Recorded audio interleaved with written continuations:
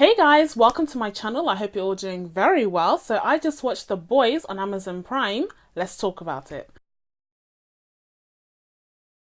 Because we are experiencing this huge comic book movie, TV show renaissance right now, there are so many opportunities for creators to go off the beaten path and really dive into something completely different. And this is just the latest example of that. And I was very much looking forward to see what they would be able to do with such an interesting concept. The idea that there are superheroes in this society who are known, who are well loved and looked up to, but they are corrupt and they are not who they seem to be. And so in this review, we're going to be seeing how well this show actualized these concepts and brought them to the small screen. I'm going to be diving into the good, I'm going to be diving into the bad, and I'm going to be diving into some spoilers. So without further ado, let's get into the review. So the first thing that we're going to be touching on in this review is the thing that really drew me into this show, and that is the themes. The themes that are being explored here, the writing, because this is such an interesting concept. It's such a cool pitch. The idea that you have these corrupt superheroes,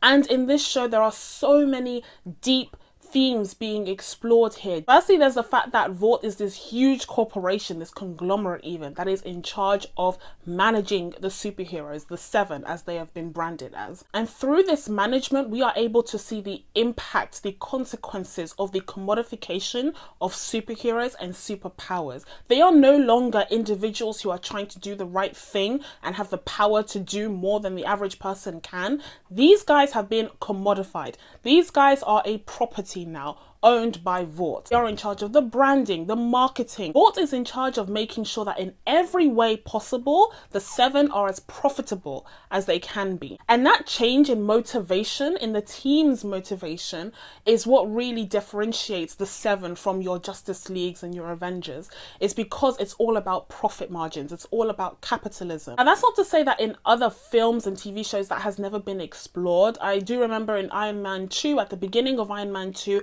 there is that exploration of what would happen if other countries or other entities and companies were able to produce an Iron Man suit. You know, what would be the consequence of that if not all of those entities had the purest intentions at heart? And then of course you have Civil War, which explores the consequences of having the UN control the Avengers. You know, what would happen there? But whilst these concepts and questions are touched upon in these other films and TV shows, you never really get the sense of the worst case scenario. You never get to see just what would happen if that were the case. It's always a hypothetical. In this show, that is the world that they are living in, and we have to deal with that as viewers. And speaking of the branding and marketing of these heroes, a huge part of that is the deification of Homelander. He is presented as this godlike figure. He's very much Superman, wearing Captain America's uniform with his face even. He is very much this personification of a very traditional, narrow-minded viewpoint of perfection, you know, the embodiment of human perfection and beyond that. In the eyes of the public, he represents all things good, all things right and just and free. But of course, in private, you have that dichotomy there where he is not the person that people think he is.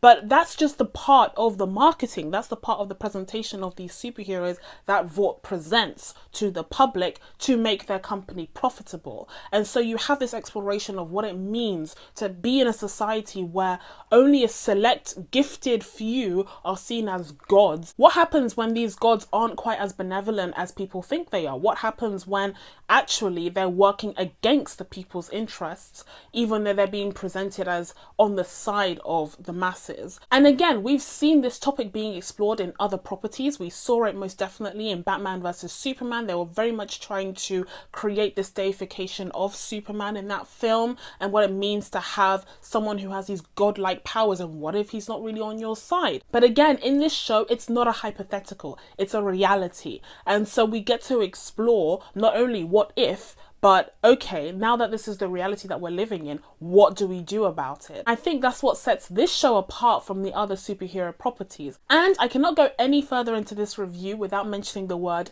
irreverent, because that's what this show is at its core. That is the difference between a show like this and Batman vs Superman, which tries so hard to be serious, to be meaningful, to be philosophical and deep.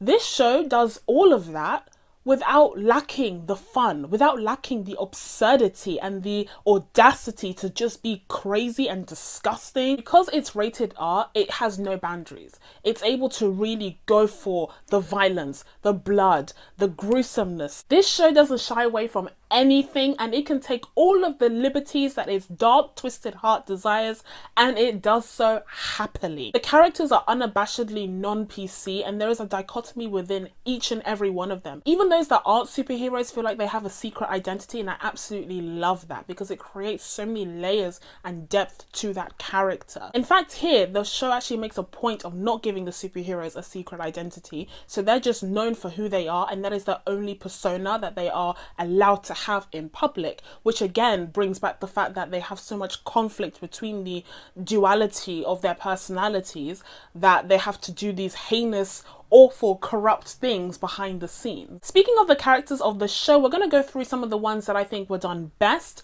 and the first one that we're going to be talking about is Huey. Now, at first I was a bit skeptical about this character because the show does a very good job of convincing us that he is a total loser. He is so pathetic, and Simon Pegg, who plays his father, is also just as pathetic as he is at the beginning, and it seems to be like hereditary or something, this like pathetic gene. But I think it's a very effective way of showing us just how he grows, or rather descends, into a pit of his own sins as he is asked to do worse and worse things, and it seems to affect him less and less. There's even that amazing scene where he's being baptized at that Christian conference by Homelander, and Homelander is dunking his head under the water, and he looks more frightened than he did even when he was about to kill Translucent. You know, it just shows how far that character has descended into chaos. I also really enjoyed the fact that he had a line. He had a line that he didn't want to cross, and as of this season, he hasn't quite crossed it yet. I like the fact that he didn't go down the same path as Butcher, which we'll get to later on. I think the bombastic way that this show just started with the immediate death of his girlfriend was insane and brilliant, and it was in the trailer, but if you didn't see the trailer, mind-blowing. It definitely helped set up just how fast-paced and impactful this show was. Next up is Homelander. Now, he is this world's version of Superman slash a little bit of Captain America, and at first I didn't really find his character that interesting because I felt like I knew exactly where this was going to go. I already knew, just looking at the context of this TV show and what it was going to be about, that Homelander was most likely going to be the worst of the bunch because they set him up as someone who doesn't have the same vices as the other superheroes. He doesn't indulge in the sex and the drugs. He doesn't do all of that. But that doesn't necessarily mean that he's the best of them all. That's just his public persona. And in private, he proved me right. He turned out to be the worst of the bunch. I still very much enjoyed how it was explored and how it played out. But what I found even more interesting were the hints towards his origin story and the fact that he was basically created in a lab, just like Captain America, except he was raised in that lab from the age of an infant, and he was treated like a test subject rather than a child. And you see the implications of that in the character, the man that we have today, who is so twisted. He doesn't have that home, that backstory that grounds Clark Kent in humanity. He has such a disconnect from the warm parts of humanity because he has been surrounded by its coldest side for so long. So I really enjoyed the unraveling of that story and the exploration of why Homelander is the way that he is, why he's so apathetic towards the greater cause. It helps explain so many of his behaviors and his actions, like the fact that he sees everything as transactional, and it also explains why he is so desperate for Madeline's approval, why he seeks attention and validation from her, because she has basically assumed the role of a mother to him. And in this very twisted, sexualized relationship, you layer in an Oedipus complex on top of everything else. Again, they could have just stopped at having two sides, the good that the public sees, the bad behind the scenes, but they went further than that and actually explored different layers of this character that made him more compelling. Next, we're going to run through some of the other 7 that I thought were prominent in this show. First off is A-Train, which actually I think is one of my least favorite characters on this show, and not just because he's a bad guy, but I think he was a bit of a stereotypical athlete in the sense of, you know, he was obsessed with performance enhancing drugs and he relied upon them, and it was ultimately almost his undoing. Unlike Homelander, where I was able to see the trajectory at which the character was going, but there were still some surprises along the way, A-Train never really had that. I could pretty much tell where the character was going, where he would end up, and I actually thought he would end up dead, but he's still alive, so we'll see what happens in season 2. But I definitely feel like there was a missed opportunity there to really explore his backstory, and just in general everyone's backstory. So he's obviously this world's version of the Flash, and whilst I did think it was interesting to see him fighting to be the fastest man alive, while there were other competitors coming up, I definitely think that there should have been more to his character than just that. Next up you have Queen Maeve, who is obviously this world's version of Wonder Woman. Now she was an interesting character in the sense that she was able to provide an after to Annie's before when it comes to what happens to these superheroes when they are in the Vought program, when they become one of the Seven. Maeve has just become so disenchanted with the whole idea of the Seven, the whole idea of superheroism, after being a part of it for so long. She sees the truth of the matter the way that Annie is incapable of doing at the beginning, and it's just made her so bitter towards everything. And yet still, even after all of the years of experience that she has, and she seemingly can't be fazed by anything, she gets fazed, she gets very worked up when they're on the plane with Homelander, who flat out refuses to help save even one person off that plane, and she becomes very frazzled by it. It definitely affects her psychologically. In that event on the plane where she's faced with all of these people who are going to lose their lives if they don't do anything about it, it just really showed how much it impacted her still and how frustrated she was in that position. Next up you have the Deep, and he is of course this world's version of Aquaman, at least before Aquaman was portrayed by Jason Momoa and actually became cool. From the very get-go, we are shown how this character decides to use his self-given title as second in command to take advantage of Starfire. It is just absolutely horrendous, but again, you make your mind up about this character and you think, oh, he's just a scumbag, he's pure evil. But then the show does something completely unexpected, and that is try to make you sympathize or at least empathize with him. Now, it's really bizarre because, like I said, each and every one of these characters has a dual side to them. The Deep is no different because it's quickly revealed that he is actually a laughingstock among the Seven. So he gave himself that title. He lied about his position in the team to Starfire in order to feel just some semblance of power and authority, and to use that against her to feed his own ego. And so from that point forward, all we experience from him is just how much of a laughingstock he is and how little people take him seriously. And honestly, it's self-imposed because he's kind of an idiot. The thing about this character is that they present him as both malicious and also stupid, but also kind of right, because unlike any of the other Seven, he actually stands for something. He stands for environmental protection. He wants to protect the oceans. He wants to protect the sea life that are suffering from human activity. It's very much a hot topic at the moment. And finally, on my list of characters who I think were done the best in the show, I have to give it up for Frenchie. Now, Frenchie is an interesting character because at first you're introduced to him and he's just a horrible, horrible guy. Again, you know, he's a weapons dealer. He's done all sorts of terrible things. But as the show goes on, you get to see a different side to him. Once again, you get more of a deep dive into his backstory. It's mostly expositional and he's just talking about it, but it is so heartbreaking. It does wonders in order to flesh out his character, in order to explain, for the most part, his motivations in what he does and how fervently he wants to protect the female. I think it just does such an excellent job of establishing him as a character in this series. And I really, really enjoyed the actor's performance. I think he was great at being so lovable, but also deadly, but also sad and tragic tragic and full of pathos. I mean, so many different angles at play here, and I think they were all done very, very well. But like I alluded to, I will say that not 100% of his motivations are clarified here, but I do think that the relationship that he builds with the female is very effective. It's kind of like the one shining light in this horrible dark world, and I think the actors did a great job in just conveying that connection so well when the script didn't really give them much to work off of. And now we're going to be exploring the bad, what I didn't like as much about this series, and number one has to be Butcher.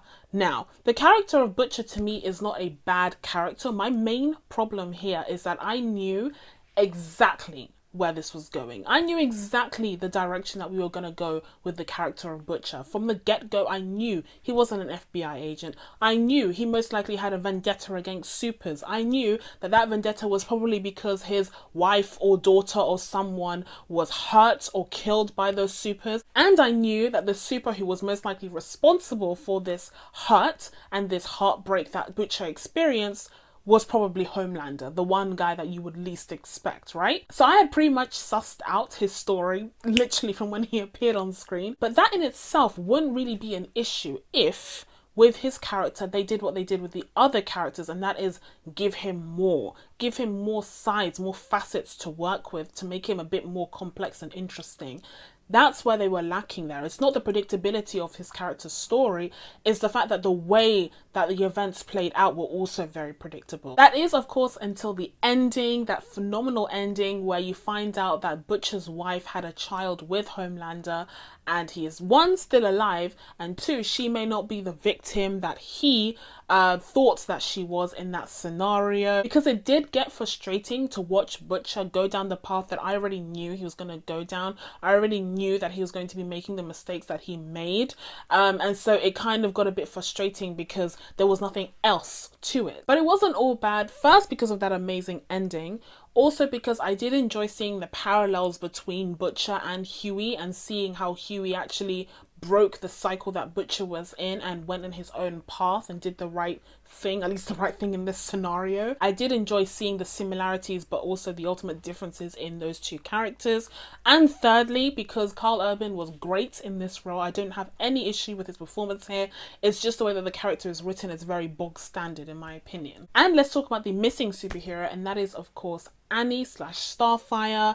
I wasn't a huge fan of this character. Unlike Karl Urban, who I really was a fan of his performance in this series, I actually didn't love Erin Moriarty's performance as Starfire. I think she was miscast. I think she was great for the role as Annie, because she really was able to convey that, you know, small country girl or small town girl or girl next door type vibe to her. She looked very innocent and wide-eyed and bushy-tailed and ready to take on the villains and save the world. It was so adorable. But I didn't love her as Starfire. I was never really convinced of her inner power, her inner strength as Starfire, and it has a lot to do with the way that she played the character. It also kind of has a lot to do with the way that she looks. She just looks very like young and innocent, and again it works very, very well for her Annie character, but it doesn't work very well for a character like Starfire in my opinion, who's standing next to the Seven. You know, she's standing next to Homelander, she's standing next to Black Noir. How can you be standing next to these people looking like a little girl playing dress up? Like, I was never really convinced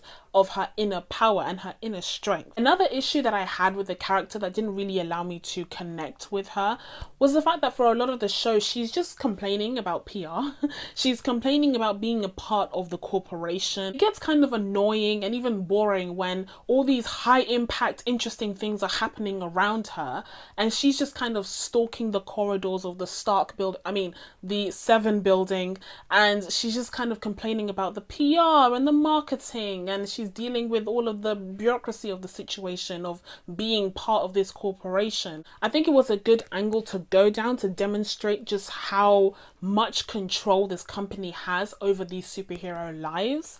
but to have it be so pronounced throughout the entire season, I think was a bit of a mistake because her character just ended up being a bit lackluster. And speaking of the actress and just in general the whole show, I think it could have done with a bit more star power, no pun intended. I think this show would have really benefited from some huge names coming on board and really bringing these characters to life. A lot of these actors are very obscure, at least to me, and I think that very few of them really shone in their roles. Homelander was definitely a standout in this series. I think Anthony Starr did a great job bringing this character to life. He was able to really, again, personify both Superman and Captain America, as well as having this deep, dark side to him that was always just right on the edge, and you could tell that from his performance. And then, of course, I talked about Frenchie, who instantly became a favorite character, even though he had relatively little to do in the series. Everyone else gave a great performance, but I didn't think that it had to be them in that role for it to work. Do you know what I mean? Like, it felt like they were replaceable. In an ideal crazy world, we would have these characters in The Boys portrayed by the actors who portray the characters in the films. So for example, you would have Chris Evans play Homelander, or you would have Gal Gadot play Maeve. I think that would just be absolutely incredible to see, because that would really bring the message home of these people who you've looked up to for so long and you have such a high regard of them are actually secretly evil and corrupt. Another shortcoming that this show has is not enough action. Now, I did say from the beginning that because it is rated R,